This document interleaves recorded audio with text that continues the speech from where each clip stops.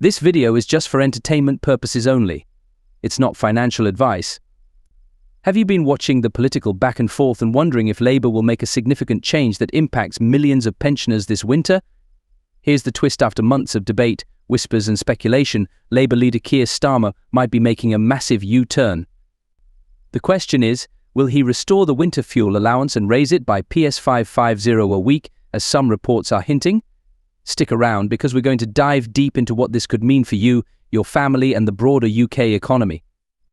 Before we jump into the details, make sure to hit that subscribe button and turn on notifications so you don't miss updates on crucial topics like this. Trust me, you'll want to stay informed.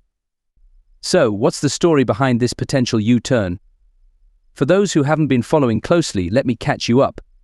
The winter fuel allowance has long been a financial lifeline for pensioners, designed to help them manage heating costs during the coldest months of the year. But in recent times, discussions around this allowance have been heated, pun intended. The government's adjustments, rollbacks and inconsistent promises have left many people, especially the elderly, in a state of uncertainty.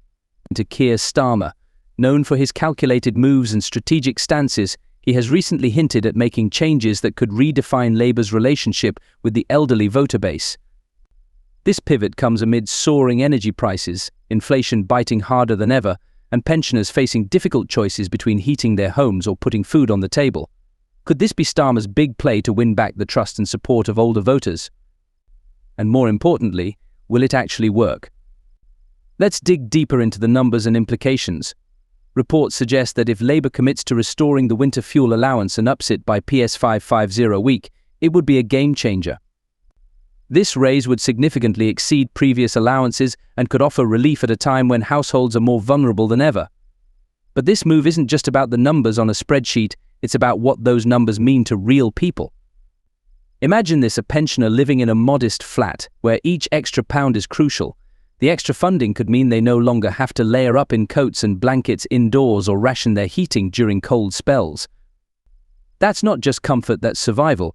The raised allowance could bridge the gap between a brutal winter and one that's manageable. But of course, there's more to this story. Implementing such a raise isn't as simple as making a speech at the dispatch box.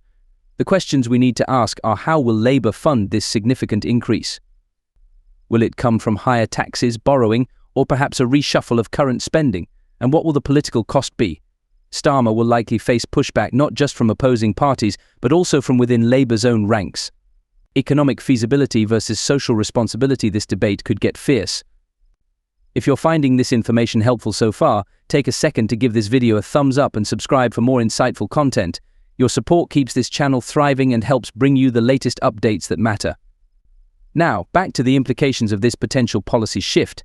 Let's not overlook the political calculus here. If Starmer proceeds with this move, he's signalling that Labour is willing to put pensioners' needs at the forefront, potentially swaying a demographic that historically doesn't always align with Labour. But is it a promise voters can trust, or just political manoeuvring to gain ground ahead of the next general election? On the flip side, critics argue that an increased winter fuel allowance could strain public finances further at a time when the UK's economic health is fragile. The last thing the economy needs, they say, is another programme that requires substantial funding without a clear path for sustainability. This leads us to the million-pound question: can the potential benefits to pensioners outweigh the economic drawbacks?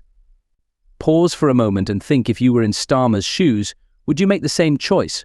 Restoring and raising the winter fuel allowance isn't just a policy, it's a commitment to prioritise a vulnerable population during a challenging period. However, it's also a gamble, and politics is never without risks.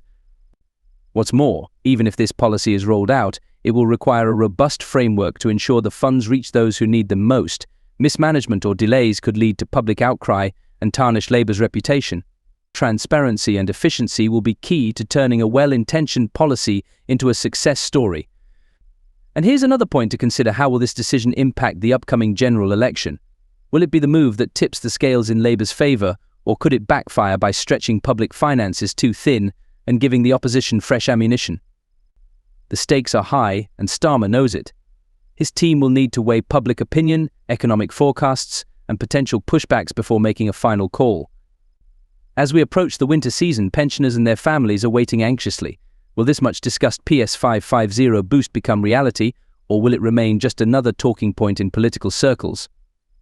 Only time will tell, but one thing is for sure: if Labour moves forward with this policy, it could shape the narrative for months to come. Before we wrap up, let me ask, what do you think about Labour's potential U-turn on the winter fuel allowance? Do you believe it's the right move at the right time, or is it a risky promise with potential long-term consequences? Share your thoughts in the comments below. And if you haven't done so yet, don't forget to hit that subscribe button and click the bell icon to stay up to date with crucial updates on policies that could impact your life. Thank you for watching, and until next time, stay informed and take care.